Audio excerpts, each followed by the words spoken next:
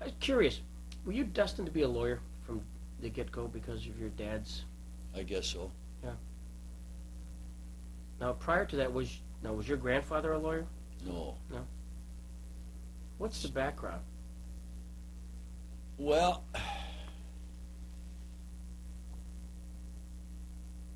when my father was about ready to go to college, Mhm. Leland Stanford, who lost a son, either at about the time he would have been at college age or something like that, somewhere between 18 and 21 or something like that, established with lots of money that he had, the Leland Stanford University, built the campus, staffed it with top drawer intellectuals for teaching. All he needed were students. So they offered free tuition and an opportunity to work for board at Palo Alto at the campus. Mhm.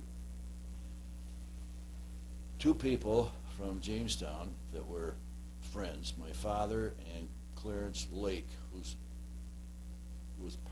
father was part of the New York Central Railroad business,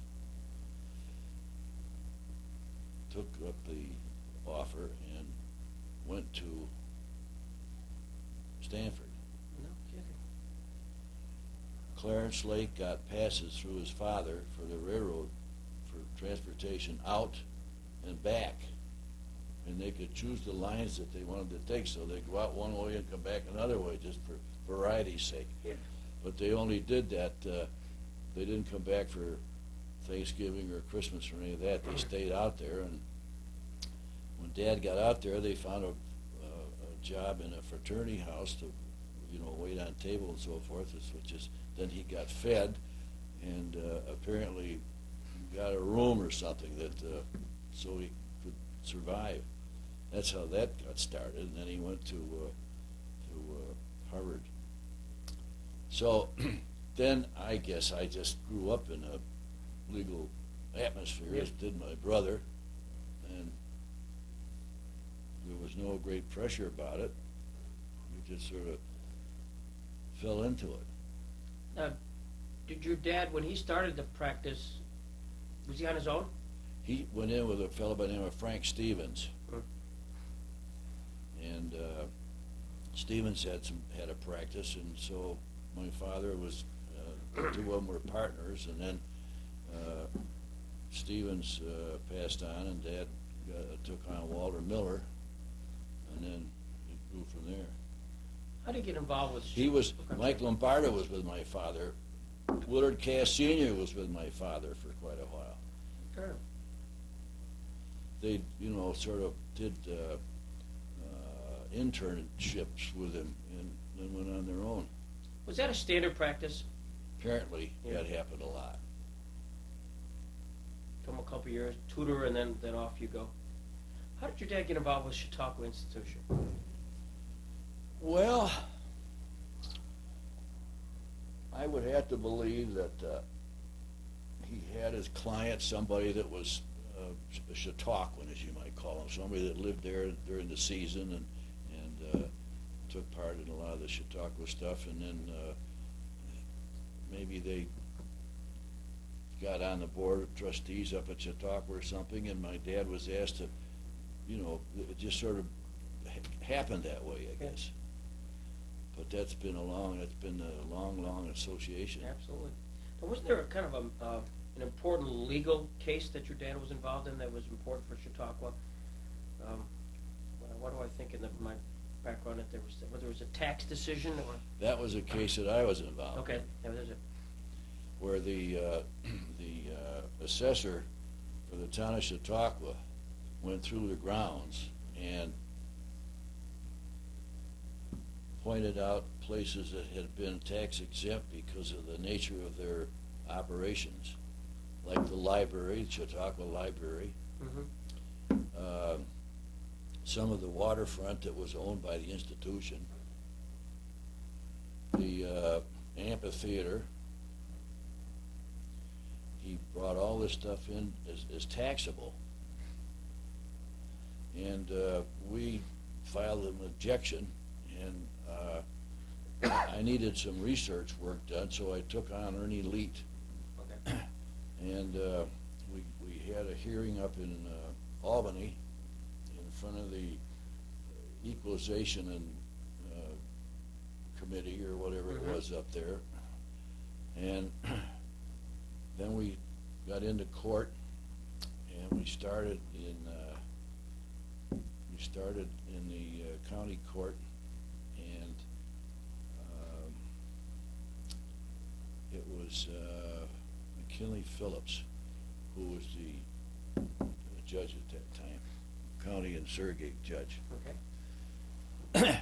So we got McKinley in the back of a station wagon with Almut Broadhead, who was then the treasurer of Chautauqua Institution, and we had this list of stuff that they'd pulled in to be taxed, and took him around the institution and showed him all these things and said, this is, this is what they want to pull into the tax business. And the attorney for the town of Chautauqua was also with us.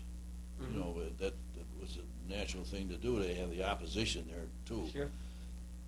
And when we got through with the viewing, and we got back into court, and we filed briefs and did all that kind of stuff, had examined witnesses and all that.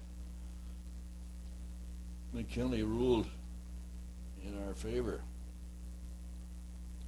and it was totally supported by the Equalization and Assessment Committee in Albany, and also by a note that had been written currently with all that going on for the Cornell Law Quarterly, which I got because I went to Cornell Law School, and I read this note, and we had an appeal up in the appellate division, and I argued that, and I told the court that they better take a look at this recent Cornell Law Quarterly thing that came out, because that was right on the nut for this whole business. Yeah. Well, that was the end of that. The appellate division was unanimous about that situation. Terrific. So that they got free and clear of paying any taxes on all those so-called eleemosynary parts of the institution. I know there was a pivotal look, and here I got the guy right in front of me. This is terrific. Robert Jackson, was when your dad was practicing, did he have much interaction with Jackson as far as from a litigation viewpoint? Did he have much? I don't know that from a litigation standpoint. I know that they had, things that they were involved in. Yeah. On one side or the other or whatever. I'm sure that occurred, but I don't know of any big trials where one was on one side, one on the other. Yeah. I don't remember that. The only time I ever personally ran into Bob Jackson was from time to time I would see him up at the stock farm in Lakewood, which was owned by Jackson and Crawford Barger. And Bill Jackson, Bob's son, who recently died, was a contemporary of mine and a friend, and as was Bob Barger. So we used to go up there a lot and ride a pony that one or the other of them had, plus a one-horse carriage that we'd ride around the track that they had. And once in a while, Mr. Jackson would come up there to saddle up and go for a ride, and that's how I would see him, but I didn't see much of him. Was he a good horseman? I don't know. Yeah. I know that he liked it, and he was capable of saddling up and taking out a horse to take for a ride, so I guess he knew what he was doing. Mm-hmm. Did he come back much after when he went to Washington? Now, let me back up. What was his reputation here? Did your dad talk about that as far as just being a lawyer in Jamestown? Just general practitioner? Well, there were two things that I recall that friends would say about him: that he was intelligent, he was an able practitioner, and he was ambitious. Mm-hmm. Did his politics help him? I don't know. Yeah. Because at that time I wasn't involved in politics. I didn't know, that much about it one way or another. When he then found his way into Washington, and you came back to practice in 1947. Then, Jackson would have just finished the Nuremberg trials. He'd not been back on the court. Did he have a lot of interaction when he from Washington? Did he come back and visit often to Jamestown? Did bar meetings? Well, when we talked with his sister, who, as I said, was a resident of the Frewsburg nursing home, that question came up, and it wasn't frequent that he came back. Mm-hmm. But I know that when he did come back, she said sometimes he wanted to go fishing, and he wanted to take a lunch. And his favorite lunch, as she recalled, was cowslip sandwiches, which is like having spinach sandwiches or something unheard of. But she said that was his favorite, and I used to get him and take care of his lunch for him when he wanted to go fishing. No kidding. But she said that it wasn't frequently that he came back. That's all I know. But he wouldn't check in with me or anybody that was close to me. I wouldn't know how many times. I saw his picture at the Sportsman's Club. Was he a member there? I would say I think so, because he was. They have records of the fact that when he was on committee, here's a guy with his renown waiting on tables. Neat. Did 1954 he dies? The Supreme Court comes back to Jamestown for the memorial. Were you part of that process? I was president of the bar at that time, so theoretically I was in charge of a lot of the stuff that went on in connection with that funeral and about greeting the Supreme Court justices and organizing a lunch arrangement following the funeral. Which I did, and it was held at Moonbrook. And the one thing that I had forgotten to tell the manager up there was to fly the flag at half-mast, and he preempted my fault by not thinking about it. He took care of it. He had it at half-mast when we drove up to the club to have our lunch. And there was a guest book there, which we insisted on all of the judges signing, just as a record for Moonbrook. Yeah. And somehow or another, that just got stolen. I think it was stored someplace on the premises, and somebody just went off and took it. But that was helping me with Ernie Leet, who was the chief usher at the Episcopal Church, the St. Luke's Church, and Marion Fisher, who said to me, "You're too young to know what this is all about." And I know all about protocol and what to do and so forth, and so I will be your co-chairman. It was a self-appointed situation, which was fine with me because he did know more about some of that than I'll ever know. Sure. But he was helpful, and when we had pretty much everybody seated, there was a big to-do outside on the street. Sirens and like a parade of limousines and so forth. And coming down Main Street, Tom Dewey, governor of New York. Big noise. Everybody ready for the service. And this arrival.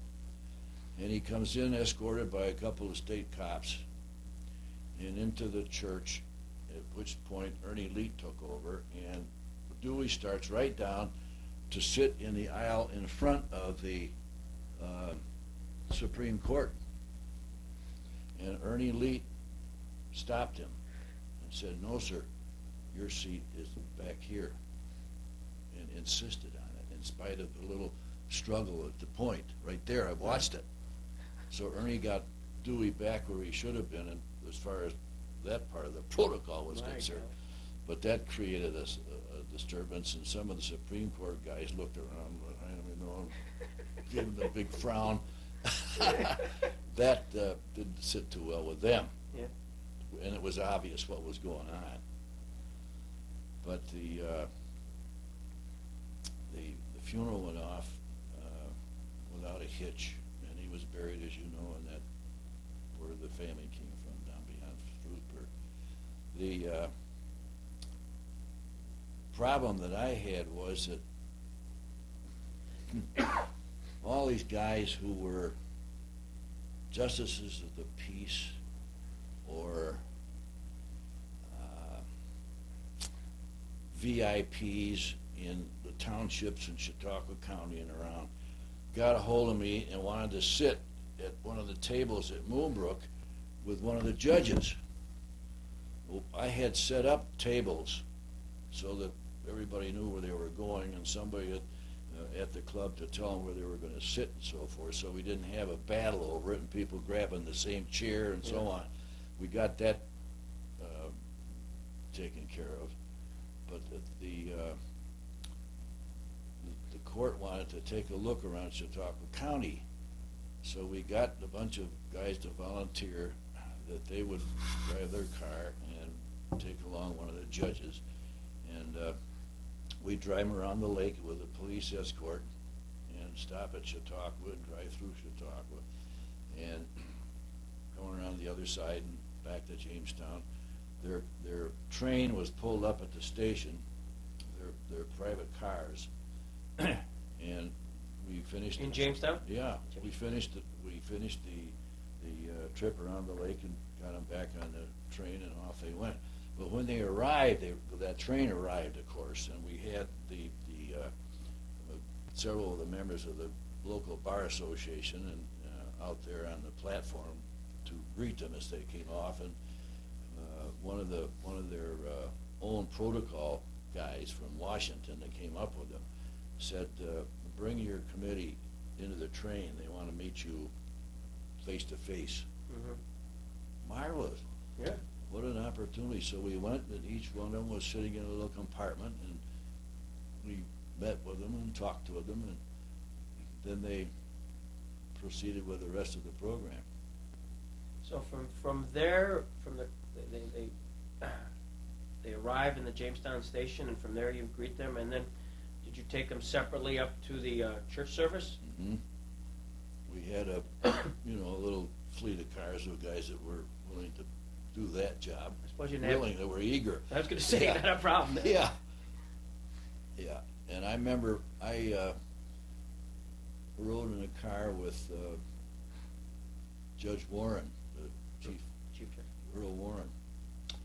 And as we drove around the lake, he pointed out to some places, and he said, "Here are some of these cottages, some are big homes along the lake shore." He said, "Is this the way it is all around the lake?" And I said, "Yes, sir, it is." He said, "Are some of these available for rent during the summertime?" I said, "Yes, sir, they are." He said, "I would so much like to come up here during the summertime and spend at least 2 weeks just, enjoying myself and fishing and seeing all this lovely countryside and so forth." And I said, "That can be arranged." So I gave him, I wrote down, I didn't have formal cards, but I wrote down all the information he might have to get in touch with me, and I said, we don't need a lot of advance notice because you couldn't give it anyway, the schedule you people keep. But I said, if you would let me know a week ahead of time, I'm sure we could find a place for you that would be totally enjoyable for you and your family. Yeah. And I never heard further because apparently he just couldn't get away and do it. But he was thrilled with he didn't believe that it was this pretty around here. Little did you realize that years later, Sandra Day O'Connor's really sort of adopted this area. She comes up here almost every Well, the attractiveness hasn't diminished. It's still what it is. And that would appeal to lots of folks. So the judges, and I hate to focus in it because this is such a unique opportunity for Jamestown to have, never happen again. So they go to the St. Luke's Church, and you've got them in the front pews. Is that pretty much where he has them? Where they kind of like... Well, there was a couple of pews back so that they wouldn't break their necks looking up at the pulpit with comfortable, but nobody sat in front of them. That's the point. And nobody was permitted to. And as to the service itself, was any of the judges, did any of them give a eulogy? No. No. So it was just a Episcopalian to the... Yep. Who was the, I used the term rector at the time, was that correct? Is that O'Prey? No, I don't think. I think it was maybe Ward. I have it's too bad, but I have a fuzzy memory about that. That should be a standout, but I think it was Lou Ward. Just out of curiosity, in your files down there somewhere, do you have a folder on the memorial service?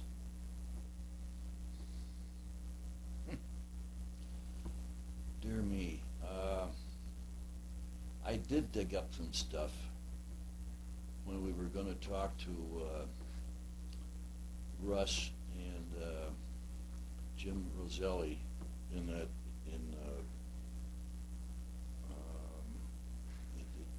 his sister's room at the nursing home.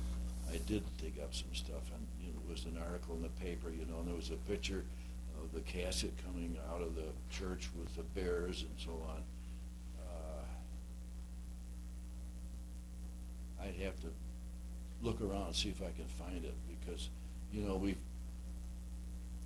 crossed the street, and the files that I had where I could put my hands on may be a little tougher to find right now, but we'll see if I can find something. I would love to see that. I've never seen a picture of that. And that's that funeral is one of those events that is unusual for Jamestown to have, and one of those seminal events. It would be a part, I'm sure, if I can't find it, of the Post-Journal files, in their picture morgue, because that was a landmark situation. Absolutely. Were the justices honorary pallbearers or anything like that? I don't know whether that piece of protocol was observed or not. The pallbearers were members of the bar at the time. Was there a lot of going down to Moonbrook? Was there a lot of interaction among the judges and the bar? Was there a sense when the day was done as to what kind of people these judges were, as far as just individuals? Yeah, there was some discussion afterwards. Somebody went with Frankfurter, and somebody went with somebody else, in this ride around the lake. And I'm sure there was a lot of so-called locker room discussion afterwards about what do you think of this guy and that guy and so forth. I'm sure there was a lot of that went on. So I was questioned about how was Judge Warren, and I said, well, he was a very amenable person, easy to get along with, and not overbearing at all. Tried to denigrate who he was, just wanted to be a people, and he turned out to be that. It was a pleasant excursion for me. Yeah. Everybody take a picture of you with him? No. They didn't go for that. And we were cautioned about that, too. It wasn't a photo op for anybody. Yeah. It wasn't meant to be. Yeah. And we didn't want to turn it into a publicity circus or a look who I'm standing with type thing. That would be my attitude anyway, and Marion Fisher thought that was the way it should be, to keep it subdued and just play it right, instead of making exercise out of it, which nobody did. Did you have a hard time drawing a line of those who were to be invited to Moonbrook and those who would not make the cut? Yep. It was, the phone was ringing off the hook. Yeah. I want to sit, I want to get up there. It's important that I should be there, that type of thing. Yeah. All of which was totally ignored, and it was based on the merits of why somebody should be there, Yeah. pretty much. And that's where I had a lot of help with Marion Fisher and Ernie Lee. They give some feed to that. Because I can just imagine you getting put in an awkward position, and politicians especially. Well, awkward positions don't bother me and never have. I don't get upset if they think they got me cornered. I don't operate that way. Mm-hmm. I did what I thought was the correct way, and I had some good input from the rest of these guys that were helping me, and it seemed to go off all right. We didn't have any repercussions about it afterwards. I mean, it was just somebody was going to be disappointed, but somebody had to be. Yeah. When I asked you to come over, I didn't know you were the president of the bar and you were involved with all of that process. That's fascinating. I don't know if I showed you this. You just there. Composite, and you probably had one down there. Yeah.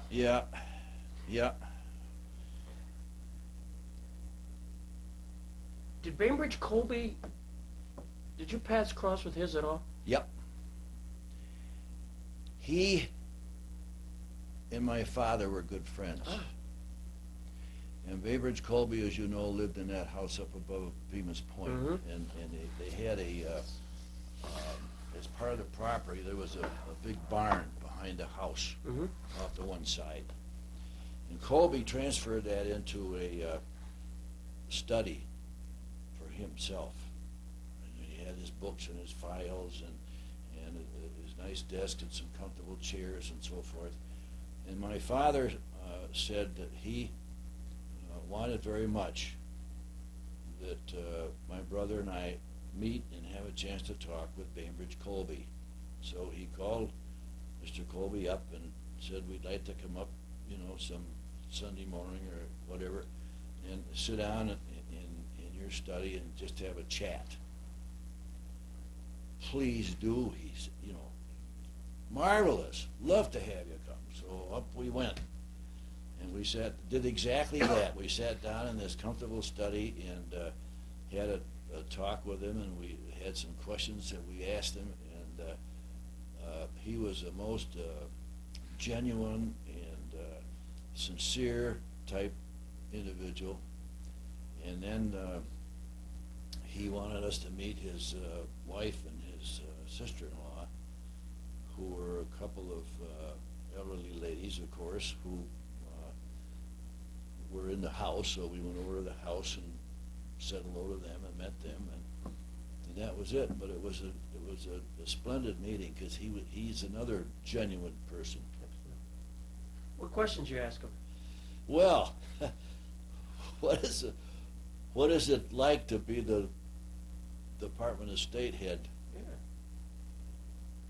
What is it about the life in Chautauqua County, Bemis Point, it's different and pleasurable as a life in Washington, D.C., because we could visualize what he might say. We're wondering if that's what he would say. Yeah. What did he say? Well, just exactly what we thought. Yeah. If you have a job, you have to be where the job is. That doesn't necessarily mean that that's pleasurable. Mm-hmm. It's necessary. Where I am now and where I chose to have this house, that's pleasurable. And that's where I,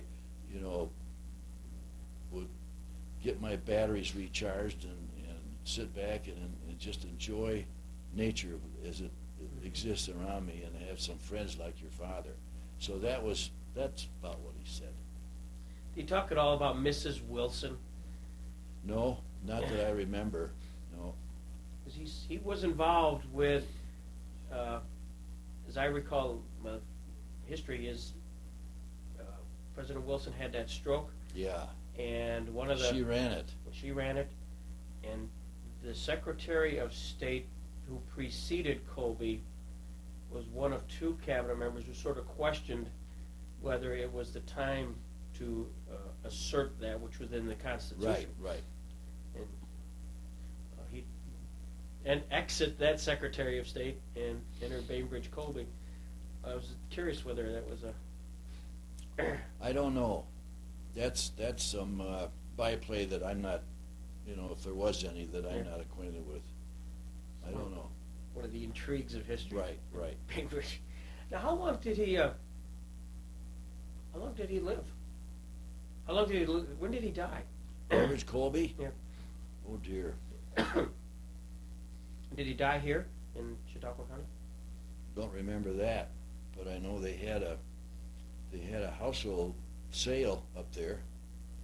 One of these regular things that they have out of the estate, and a lot of memorabilia was sought after by people who went to the sale to have something that belonged to the ex-Secretary of State. Somewhere I've got a canceled check of his that somehow has passed its way through. Is that right? Yeah, so probably from that sale. I got to ask one personal question. Your dad, I see in this picture, has his photo taken with his glasses, but without the patch. But I've also seen photos here in the bank building with the patch. Did he always wear it, and why did he wear it? Several years ago, or before he died, he had a thyroid problem, which was not properly diagnosed because he had such a low metabolism. Never would he be accused of having a high blood pressure. It was low, and when you have a thyroid, it's supposed to increase that problem. But his was so low to start with that when it increased, it took it up to normal, and they didn't figure it was thyroid, and whatever it was that they could have stopped if they diagnosed it correctly to begin with, got into the musculature of his eye, and they had to do some surgery, and so they said to my father, we got to build you up a little bit before we're going to do some surgery on you. So he went on a cruise through the Panama Canal and wound up on the west coast and stopped and visited his brother, my Uncle Ernest Price, who was an architect in Spokane, Washington. And then he came home, and he'd been on this cruise for a couple of weeks and got all the sunshine and good food and rest, and he was in good shape, so they operated on him, and the musculature on that eye had just atrophied. He could take a printed page, take his glasses off entirely, take a printed page and hold it up to that. The eye wouldn't focus, wouldn't move because the musculature was gone, but it was staring up in this direction. He could hold a page up there and read it perfectly with that eye. So he had to have a patch so that he could use the one eye that was focusing. That's the reason for the patch. And right after that happened, he gave up driving the car and wore the patch. He looks so distinguished with it on. Well, it was a necessity. Yeah. It wasn't the Aero shirt ad. It was just a necessity. And it was a handicap to him because he just couldn't do all of it. It was less dependent than he had been, especially not being able to drive anymore and so forth. So he didn't like that at all. He didn't like to be handicapped with anything, of course. Nobody does. Yeah. I've got a book here written by Eugene Gerhardt. Does that name mean anything to you? He's an attorney in Binghamton, Gerhardt Coughlin. He wrote this book, which is it's a biography, and it's based on interviews that Gerhardt did from like 1947 through 1954. got a copy of the book, and I was kind of reading it, and I looked in the back, and it shows a picture of, attorney Eugene Gerhardt, and I said, I wonder if he's still alive. And I pulled out the Martindale Hubble, and sure enough, Eugene Gerhardt's alive. He's 88 years old. So Mike Foley and I got in our car 3 weeks ago and spent a lovely afternoon with him and his secretary, who's been with him since 1947. I'll be damned. Talking about Jackson and the whole process here. Fascinating. He's got quite a career and a resume as far as the American Bar Association, New York Bar Association, editor of the newsletters, wherever. But I've talked to him, and he's just about consented to coming up here for our Jamestown Bar Association centennial. We're having a dinner sometime this year, probably June. And I want him to be our speaker because he's a natural. He would have him in the palm of his hand, wouldn't he? Oh, he was, That's great. So I'm really excited about that, and Keep him healthy. exactly. And I want him to bring his secretary back because that's part of our profession. More part of our profession. You bet. Probably need to honor them more than we need to honor ourselves. None of us would want to admit totally how much of a crutch they are to our business.